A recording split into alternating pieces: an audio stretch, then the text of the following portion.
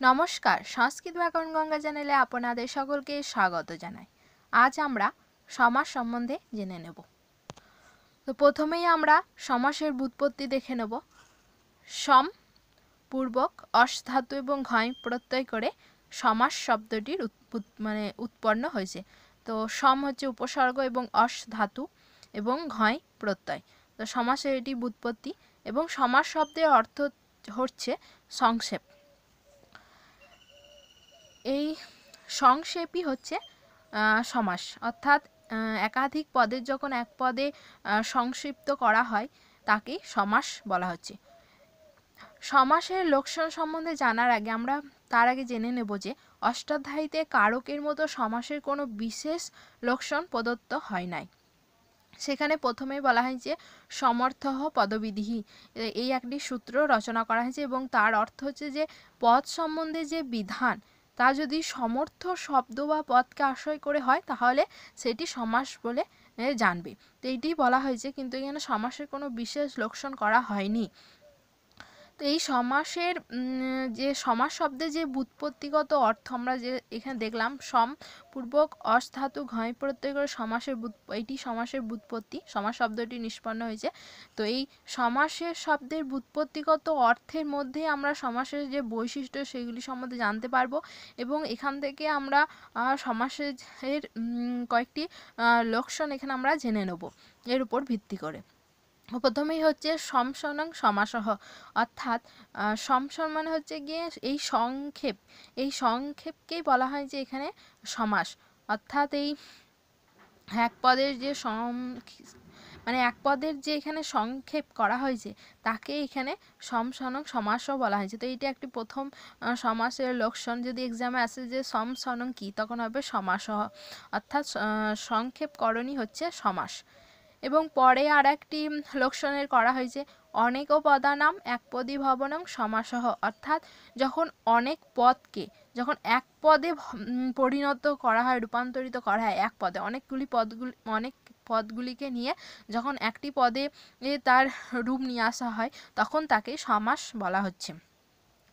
আর অপর আর একটি সমাসের লক্ষণ হচ্ছে যে একার্থবাচকতাং প্রাপ্ত ভিন্নার্থানেক পদসমূহ সমাসঃ, অর্থাৎ যখন একই অর্থের বাচক একই অর্থ যখন পাওয়া যাবে এবং যখন সেগুলি ভিন্ন অর্থ কিন্তু অনেক পদসমূহ কিন্তু সমাসে সেই পদসমূহকে যখন একটি অর্থের বাচকে পরিণত করা হবে তখন তাকে সমাস বলা হচ্ছে। একার্থ বাচকতাং প্রাপ্ত ভিন্নার্থানেক পদসমূহ সমাসঃ, অর্থাৎ যখন ভিন্ন ভিন্ন অর্থের পদ, যেগুলি অনেকগুলি পদ, ভিন্ন অর্থে অনেকগুলি পদ যখন একটি অর্থের বাচক হবে তখন তাকে সমাস বলা হচ্ছে।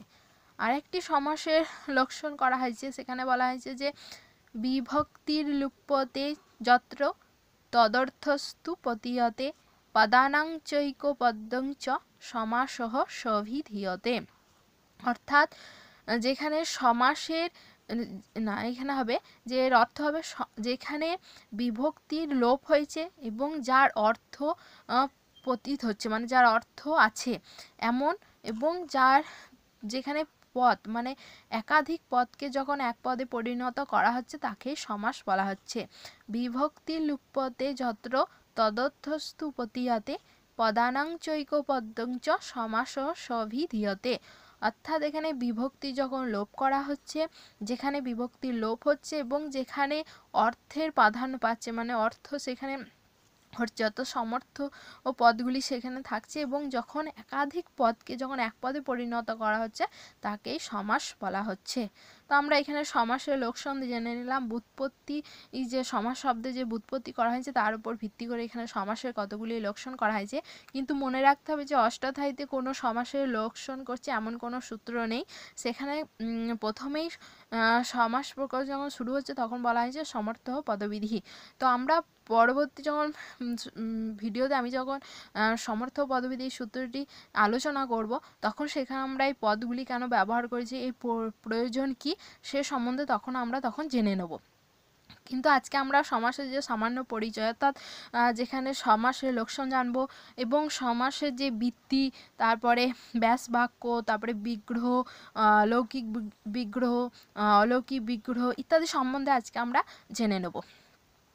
আর অন্য ভিডিওতে আমরা যে সমাসের সূত্রগুলি পরপর দেখে নেব এবং সেখানে সেই পদগুলি কেন, সার্থকতা কী, তার প্রয়োজন কী, এই সম্বন্ধে আমরা জেনে নেব। তো আমরা সমাসের ব্যুৎপত্তি এবং অর্থ জেনে নিলাম এবং তার সাথে লক্ষণও জেনে নিয়েছি। এবার আমরা সমাসের উদাহরণ দেখে নেব, যে রাজ্ঞঃ পুরুষঃ অর্থাৎ রাজপুরুষঃ, এইখানে হচ্ছে এই রাজপুরুষঃ, এটি হচ্ছে সমাস। আর এখানে এই রাজ্ঞঃ একটি পদ এবং পুরুষঃ একটি পদ, অর্থাৎ এই শব্দ রাজ্ঞঃ এবং পুরুষঃ, তো একাধিক এই শব্দ মিলে যখন একটি পদে পরিণত হচ্ছে রাজপুরুষঃ, তখন এটি সমাসে পরিণত হচ্ছে। লঘু সিদ্ধান্ত কৌমুদী লেখক বদররাজ, তার মতে সমাস হচ্ছে 5 প্রকারের। তিনি কেবল সমাস, অব্যয়ীভাব সমাস, তৎপুরুষ, দ্বন্দ্ব এবং বহুব্রীহি, এই 5টি সমাসকে তিনি তার লঘু সিদ্ধান্ত কৌমুদীতে আলোচনা করেছেন। এবং আমরা লঘু সিদ্ধান্ত কৌমুদী অনুসারে সমাস পড়ব না, এখানে আমরা সিদ্ধান্ত কৌমুদী অনুসারে সমাস পড়ব এবং সেখানে অনেক যে সূত্রগুলি যেখানে লঘু সিদ্ধান্ত কৌমুদীতে নেই, সেই সূত্রগুলি সিদ্ধান্ত কৌমুদীতে আছে, তো সেইগুলি আমরা দেখে নেব। তো সেই জন্য আমরা সিদ্ধান্ত কৌমুদী অনুসারেই পড়ব। আর লঘু সিদ্ধান্ত কৌমুদী এখানে লেখক বদররাজ, তার মতে সমাস 5 প্রকার। এবার আমরা সমাসে অত্যন্ত গুরুত্বপূর্ণ একটি শব্দ হচ্ছে বৃত্তি। তো এই বৃত্তি সম্বন্ধে জেনে নেব, যে বৃত্তি কি। সমুদায় সপ্তাহ বিশিষ্ট একার্থ প্রতিপাদিকা বৃত্তিহি, অর্থাৎ যেখানে শব্দ সমষ্টি বা পদ সমষ্টি যখন একই অর্থের প্রতিপাদক হয় তখন তাকে বৃত্তি বলা হচ্ছে। আর এই বৃত্তি হচ্ছে 5 প্রকারের, এর ভেদ 5 প্রকারের। সেটি হচ্ছে কৃৎবৃত্তি, তদ্ধিৎবৃত্তি, সমাসবৃত্তি, একশেষ বৃত্তি এবং সনাদন্ত বৃত্তি। তো এই হচ্ছে বৃত্তি, এর বৃত্তির যে 5টি ভেদ সেইগুলি আমরা জানলাম যে বৃত্তি 5টি, এর ভেদ কৃৎবৃত্তি, তদ্ধিৎবৃত্তি, সমাসবৃত্তি, একশেষ বৃত্তি এবং সনাদন্ত বৃত্তি। তো এর উদাহরণ দিলে আমরা বুঝতে পারবো যে এই এই শব্দগুলি এর কি অর্থ। কৃৎবৃত্তি হচ্ছে যখন আমরা প্রত্যয় পড়ছি তখন আমরা দেখছি যে কৃদন্ত প্রত্যয়, কৃৎ প্রত্যয়, তো সেই প্রত্যয়, ওই যে কৃৎ প্রত্যয়ের মধ্যে যে প্রত্যয়গুলি পড়ছে তার মধ্যে পচতি ইতি, পাচক, এখানে সুপ বিভক্তি যোগ করা হয়েছে, তো পাচক এই শব্দটি কৃৎ প্রত্যয়ের সাহায্যে এই পাচক শব্দটি সৃষ্টি হচ্ছে। আর একটি ভাবে হয় পচতি ইতি, এই করেও পাচক শব্দটি সৃষ্টি হয়। তো এটি কৃৎবৃত্তির উদাহরণ যে আমরা দেখলাম, এখানে প্রত্যয়ের সাহায্যে এই শব্দটি উৎপন্ন হচ্ছে এবং দুটি এখানে শব্দ ও মিলে এখানে যে এক পদে একটি অর্থের একটি প্রতিপাদক যে একটি পদে পরিণত হচ্ছে, সেটিকে এখানে বৃত্তি বলা হচ্ছে। তদ্ধিৎবৃত্তি যেমন দশরথস্য অপত্যম দাশরথী, তো দশরথের প্রত্যয় হচ্ছে দাশরথী, এখানে দশরথ শব্দ এখানে তদ্ধিৎ যে অন প্রত্যয়, দশরথ প্লাস ইং প্রত্যয় করে হচ্ছে দাশরথী।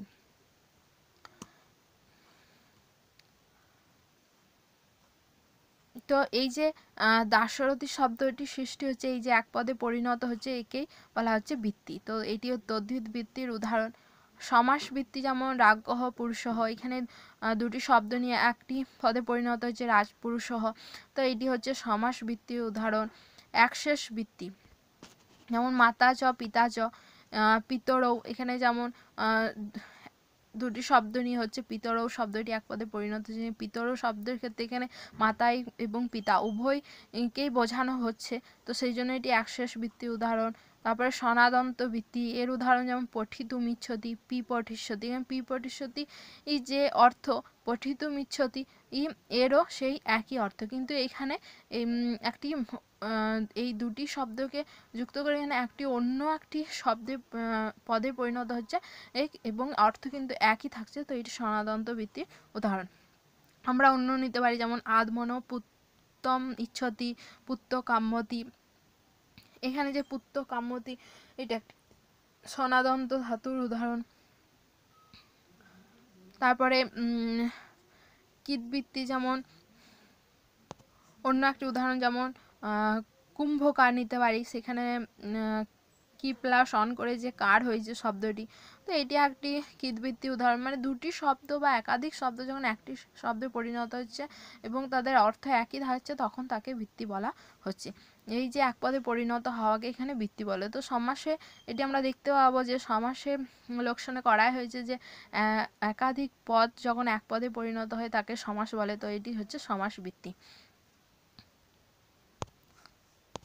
আমরা বৃত্তি সম্বন্ধে জেনে নিলাম, এবার বিগ্রহ সম্বন্ধে জেনে নেব।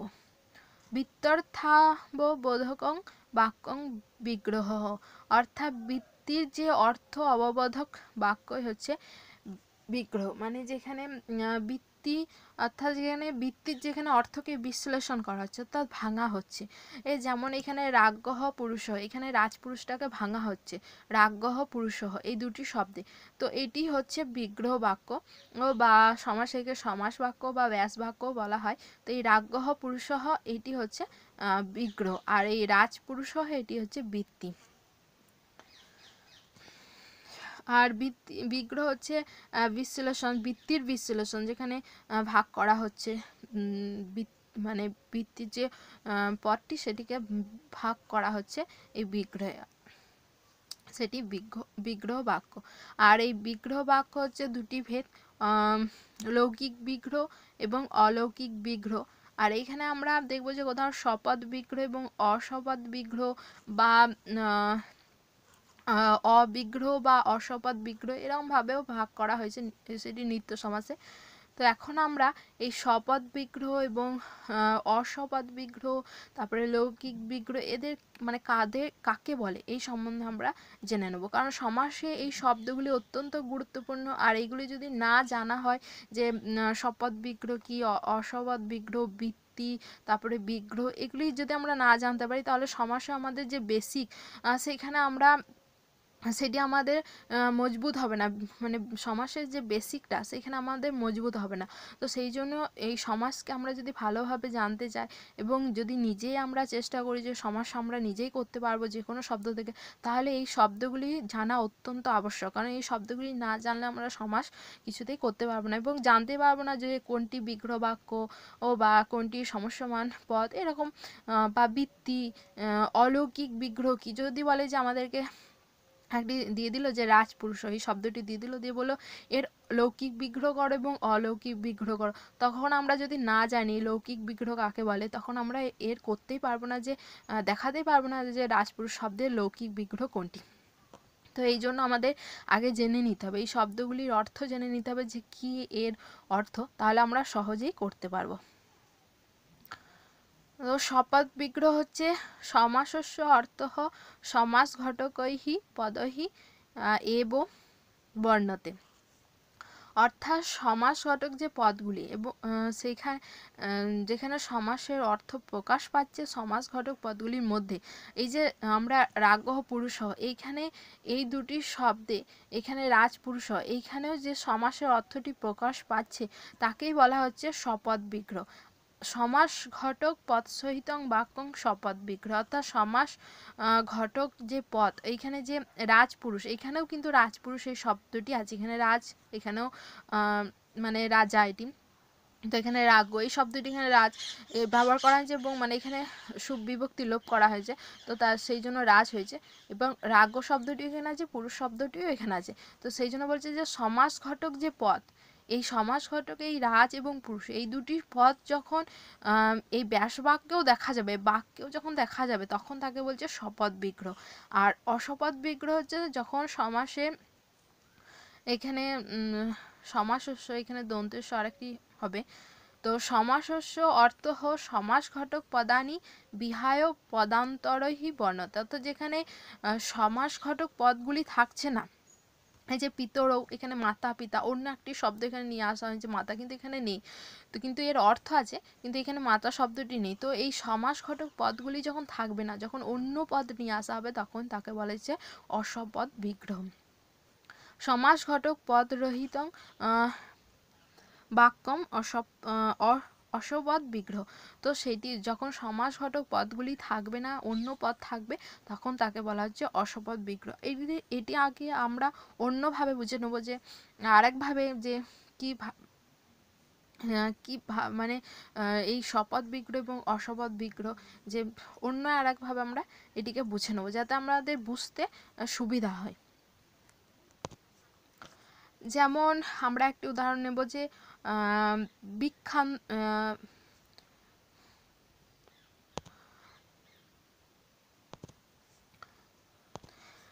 এখানে যে শপথ বিগ্রহ বললাম, সেটা আশা করি বুঝতে সুবিধা হচ্ছে, যে এই রাজ্ঞহ পুরুষহ এবং রাজ পুরুষহ, এইখানে যে রাজ্ঞ এবং রাজ, এই যে শব্দটি, সমাসের যে শব্দটি, সেখানে বিগ্রহ বাক্যেও আছে, তো সেইটি হচ্ছে শপথ বিগ্রহ, মানে শপথ বিগ্রহ। তো এইটা আশা করি বুঝতে সুবিধা হয়েছে। কিন্তু এই যে অশপথ বিগ্রহ, এইটি বুঝতে যদি কারো কঠিন লাগছে, তো সেই জন্য আমরা অন্যভাবে দেখে নেব, অন্য একটি উদাহরণ নিয়ে। যে ভিক্ষান্তরম, এখানে যে সমাস ঘটক যে পদটি আছে, সেখানে অন্যহ ভিক্ষ, এখানে যে সমাস করা হচ্ছে, সমাসের যে বিগ্রহ বাক্য করা হচ্ছে, তখন করা হচ্ছে অন্যহ ভিক্ষহ দিয়ে সমাস করা হচ্ছে যে ভিক্ষান্তরম। তো এখানে যে ভিক্ষ শব্দের সাথে যে অন্তর শব্দের সেই সমাস হয়েছে, এই যে ভিক্ষান্তরম বললাম, ভিক্ষ প্লাস অন্তর, তো ভিক্ষান্তর হচ্ছে, তো এই যে অন্তর শব্দের সমাস হয়েছে, কিন্তু আমরা যখন বিগ্রহ বাক্য করছি, তখন কিন্তু আমরা অন্তর না নিয়ে এসে অন্য নিয়ে আসি, অন্যহ ভিক্ষহ, তো ভিক্ষান্তরম করছি। তো এই যে অন্য শব্দ নিয়ে আসা, স্বপদ এখানে থাকছে না, অর্থাৎ সমাস স্বপদ মানে হচ্ছে সমাসের যে সমাস ঘটক যে পদ, সেটি বিগ্রহ বাক্যে থাকছে না, সেই জন্য একে বলা হচ্ছে অসপদ বিগ্রহ। এবং এখানে যে সমাস হচ্ছে, সেটি হচ্ছে নিত্য সমাস। তো এখানে আমরা শপথ বিগ্রহ এবং অশপথ বিগ্রহ এই সম্বন্ধে জেনে নিলাম। এবার আমরা অবিগ্রহ সম্বন্ধে জানবো। অবিগ্রহ হচ্ছে যেখানে সমাসে, যেমন একটি উদাহরণ আমরা নিচ্ছি, তৎপুরুষ সমাসে, মানে তৎপুরুষে আরেকটি ভেদ কর্মধারায় সমাস, তো সেইখান থেকে আমরা একটি উদাহরণ নিচ্ছি, কৃষ্ণ সর্প। কৃষ্ণ সর্প এখানে যখন আমরা করছি, তো কৃষ্ণ সর্প অর্থাৎ কালো রঙে কোনো একটি সাপ, এই অর্থ বোঝাচ্ছে। আবার কৃষ্ণ সর্প একটি কেউটে সাপকেও বোঝাচ্ছে। তো এখানে যে অর্থ, যে একটি জাতীয়, মানে এক জাতীয় সর্পের সংজ্ঞা করছে না, এখানে সংজ্ঞাবাচক শব্দ যেখানে ব্যবহার করা হচ্ছে, যে কোনো একটি সাপ হতে পারে কালো রঙের, বা এখানে কেউটে সাপকে বোঝানো যেতে পারে, তো এখানে এর অর্থ প্রকাশ পাচ্ছে না, তো একেই বলা হচ্ছে অবিগ্রহ নিত্য সমাস। কৃষ্ণ সর্প, এটা একটি উদাহরণ আমরা দেখে নিলাম অবিগ্রহে। আর লৌকিক বিগ্রহ, আমরা যে বললাম বিগ্রহকে দুভাগে ভাগ করা হয়, লৌকিক বিগ্রহ এবং অলৌকিক বিগ্রহ, তো এই সম্বন্ধে আমরা জেনে নেব লৌকিক বিগ্রহ কাকে বলে। লৌকিক বিগ্রহ হচ্ছে যেখানে মানে মানুষ সংস্কৃতে ব্যবহার করে, যেখানে সাধারণ মানুষ তার ব্যবহারের, যাতে তারা বুঝতে পারে সেরকম যখন বাক্যে তারা বলে, তখন তাকে বলা হচ্ছে লৌকিক বিগ্রহ। অর্থাৎ প্রকৃতিপত্রের যে বিশ্লেষণ, সেটি সেখানে থাকছে না, শুধু সংস্কৃত শব্দই থাকছে। যেমন আমরা এখানে উদাহরণ নিয়েছিলাম, যে রাজ্ঞহ পুরুষহ, রাজপুরুষহ, এখানে যে আমরা রাজ্ঞহ পুরুষহ, এখানে যে সংস্কৃত শব্দটি নিয়েছি, তো সেইটি হচ্ছে লৌকিক বিগ্রহ। আর যখন আমরা অলৌকিক বিগ্রহ, অর্থাৎ যখন রাজন প্লাস অস এবং পুরুষ প্লাস সু, অর্থাৎ এই যে রাজ্ঞহ শব্দটি আছে, সেটি আছে ষষ্ঠী এক বচনে এই রূপটি হয়, কিন্তু আমরা জানি এই রূপটি সিদ্ধ হচ্ছে রাজন প্লাস অস করে। আমরা সুখ বিভক্তিতে পড়ে এসেছি, যখন বালক শব্দ বা রাম শব্দ যখন আমরা সিদ্ধি করেছি, তখন দেখেছি যে বালক প্লাস অস করে বালকস্য বা রামস্য এই শব্দগুলি আমরা তৈরি করেছি যে বালক প্লাস অস করে ষষ্ঠীর এক বচনে বালকস্য, কিন্তু এখানে এই রাজ্য শব্দটি এটিও ষষ্ঠীর এক বচনে, সেখানে রাজন শব্দে রাজ্য হচ্ছে। তো রাজন শব্দ এবং তার সাথে এটা আমরা যদি সুবিভক্তি অনুসারে এটিকে আমরা করি তাহলে হবে রাজন প্লাস অস করে হবে রাজ্য। আর পুরুষ সহ এই শব্দটি আছে প্রথম আর এক বচনে, সেই জন্য পুরুষ প্লাস সু করে হচ্ছে প্রথম আর এক বচনে পুরুষ। তো এই যে আমরা প্রকৃতি এবং প্রত্যয়, অর্থাৎ প্রকৃতি মানে হচ্ছে যেটি প্রত্যয়ের আগে থাকে তাকেই প্রকৃতি বলা হচ্ছে, অর্থাৎ রাজন প্লাস অস হচ্ছে প্রত্যয়, সুপ্রত্যয়। তো এর আগের শব্দটি রাজন, এটি হচ্ছে প্রকৃতি। তো এই প্রকৃতি এবং প্রত্যয় যখন বিশ্লেষণ করা হচ্ছে, ভাঙা হচ্ছে, আর এখানে কিন্তু ভাঙা হয়নি, এখানে যুক্ত হয়ে আছে, এখানে সুপ যুক্ত হয়ে আছে শব্দটির মধ্যে, তো সেই জন্য এখানে রাগহর পদটি সৃষ্টি হয়েছে। কিন্তু যখন প্রকৃতি এবং প্রত্যয়কে বিশ্লেষণ করা হচ্ছে, ভাঙা হচ্ছে, তখন রাজন প্লাস অস। তো এইটি হচ্ছে অলৌকিক বিগ্রহ, যেখানে প্রকৃতি এবং প্রত্যয়ের বিশ্লেষণের ফলে দেখা যায় এবং সেখানে বিগ্রহ করা হয়, তখন তাকে বলা হচ্ছে অলৌকিক বিগ্রহ, অর্থাৎ রাজন অস পুরুষ শুভু। তো এটি হচ্ছে অলৌকিক বিগ্রহ, আর রাগহ পুরুষহ এটি হচ্ছে লৌকিক বিগ্রহ। তো আজ আমরা সমাসের যে সামান্য পরিচয়, অর্থাৎ সমাসের যে বেসিক সে সম্বন্ধে আমরা জেনে নিলাম। পরের ভিডিওতে আমরা সমাসের যে 5টি ভাগ সে সম্বন্ধে আমরা দেখে নেব, এবং সমাসের সেই তৎপুরুষ সমাসের মধ্যে যে ভাগগুলি সে সম্বন্ধে আমরা জানব। পুরো ভিডিওটি দেখার জন্য ধন্যবাদ।